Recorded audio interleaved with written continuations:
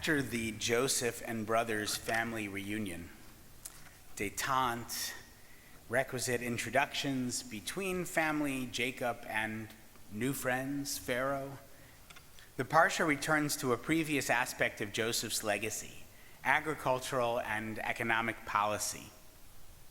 It's a section I admit I find unsettling and sometimes avoid talking about because it raises all kinds of thorny questions. Dr. Jeremy Benstein sums up what happens nicely. First, all the money, the hard-earned savings of the people runs out, so they pay with their livestock, including draft animals. After that, with nothing left, they enter into complete subjugation. Buy us and our land for bread, allowing for the complete nationalization of the land, the removal of rural populations, and a grain tax in perpetuity. Rashbam in the 12th century doesn't pull punches either. He comments on the verse, "And he," that's Joseph, "removed the population from one end of Egypt's border to the other." Rashbam suggests this was a stratagem also employed by Sancheriv when he conquered the northern kingdom of Israel and forcibly exchanged the populations of that kingdom with people from the north. The purpose behind this was to prevent uprisings by populations who had no roots in their countries and therefore had no reason to start a rebellion. In other words, Joseph is solidifying Pharaoh's stranglehold on the Egyptian people by weaponizing economic policy against them, a maneuver well adored by strong men throughout history. Is it any wonder, asks Benstein, that this is the society that later on enslaved the Israelites? Now, the problem, of course, is that the Torah's, I think, brilliant critique of an ancient Egyptian societal norms and the role of the quote-unquote court Jew in advancing them can and has easily been used as a cudgel by anti-Semites who wish to condemn our entire people for the purported actions of one of our ancestors. Modern Bible scholar Nahum Sarna writes, "This section has been included here because it provides examples of Joseph's wisdom and leadership capabilities. It also supplies an explanation for the extraordinary contrast between the Egyptian system, which concentrated land ownership in the hands of the state, and the Israelite ideal of private ownership of property." So what do we do with this? How do we move beyond what Benstein calls this anti-model that the Torah's vision of a compassionate society is meant to negate? The antidote to Egypt, he says, is sabbatical.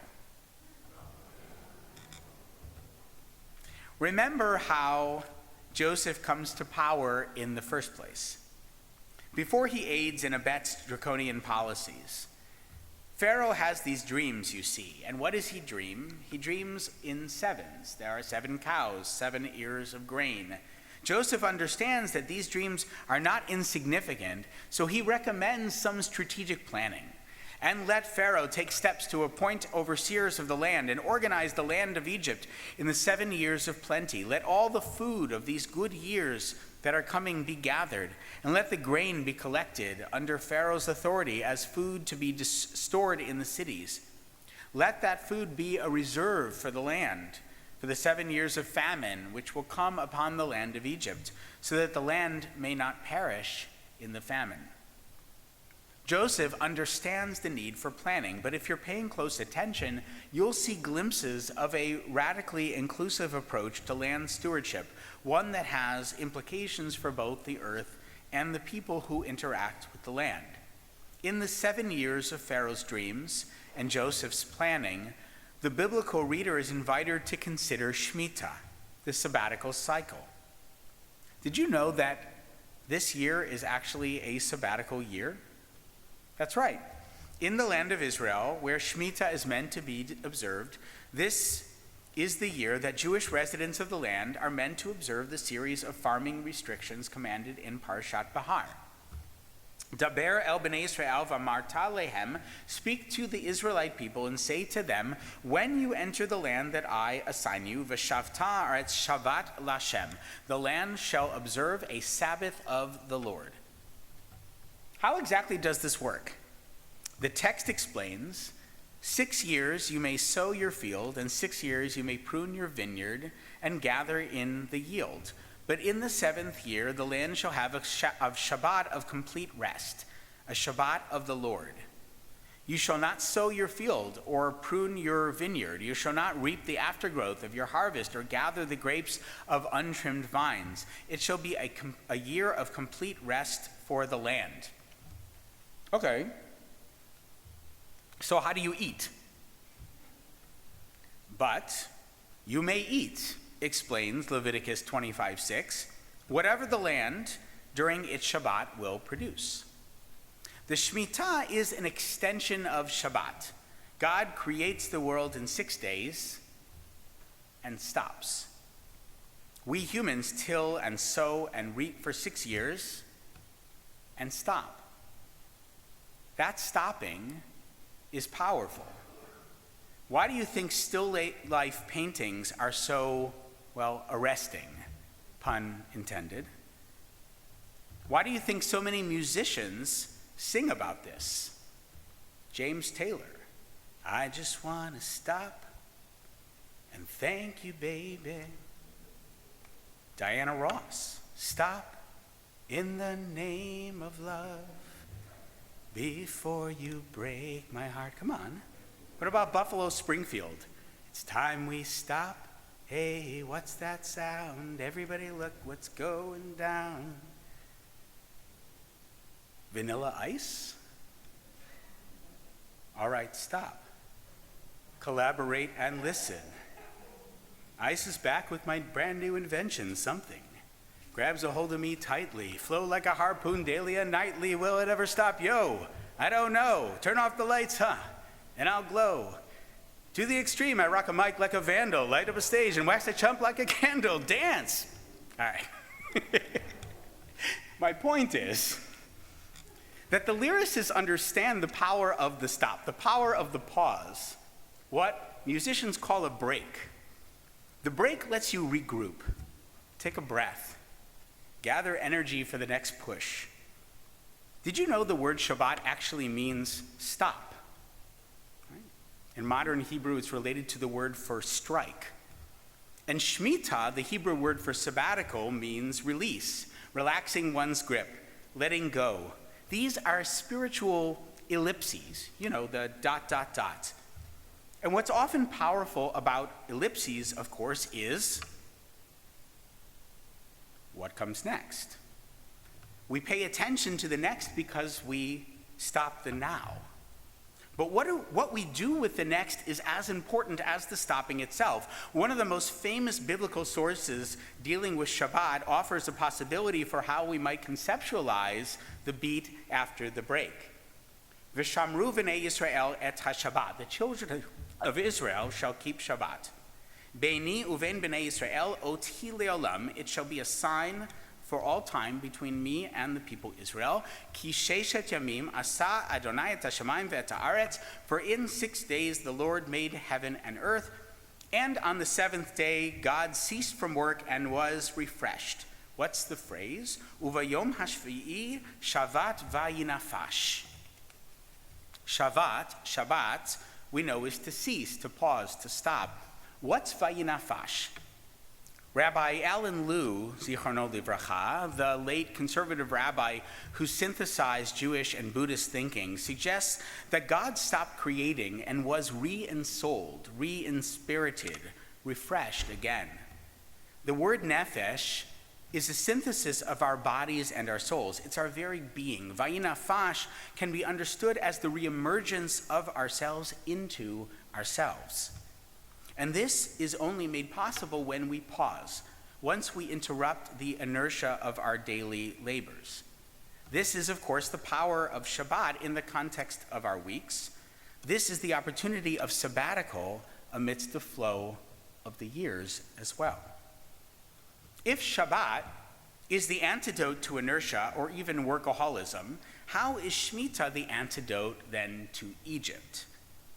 Ben Steen points out that we misunderstand Shemitah and Shabbat when we think of these as coming at the end of the cycle. They are, in fact, just the opposite. They're at the beginning.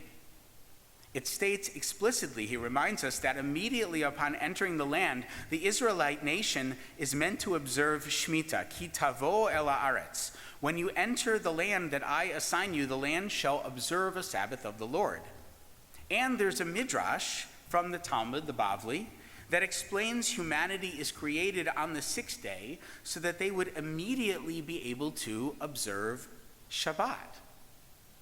Most people probably assume, says Benstein, that the Shabbat day comes at the end of the cycle. You work all week and then you need to rest up to be able to go back to the daily grind. He says, though, that's thinking like an Egyptian. Human beings were just created. They needed no recharging. Shabbat then is not rest, rationally defined, a means to be able to work more productively, but a spiritual ideal to be obtained. It's not the end of the week, but its ends. The same is true of Shemitah. Yes, the outcome of the sabbatical year is that the land is richer with nutrients from its period of lying fallow. And yes, the humans who work the land and the animals that work the land have more strength for doing so once they've taken a break. But the real gift of the pause is that it opens possibilities within that pause. Shavat vayinafash, a chance to re-enter oneself. Here's Benstein again. If you are forbidden from tilling the land and commercializing what grows of itself, then you are thrown back willy-nilly into a veritable gatherer economy. Add to that the laws against stockpiling Shemitah produce, even fencing in property, not to mention forgiving loans and getting people out of debt, and you get a year-long anti-Egypt.